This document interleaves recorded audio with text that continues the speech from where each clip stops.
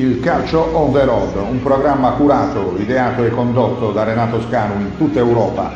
Nuovo appuntamento dalla Spagna, giovedì 8 novembre in diretta da Siviglia, dallo stadio Benito Villamarín, speciale Europa League, con la sfida fra il Betis Siviglia ed i rossoneri del Milan.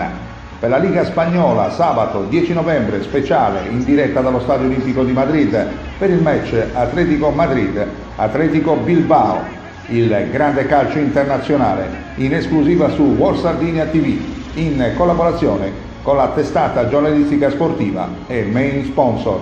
Grazie per la cortese attenzione, a tutti voi la più cordiale. Buona giornata.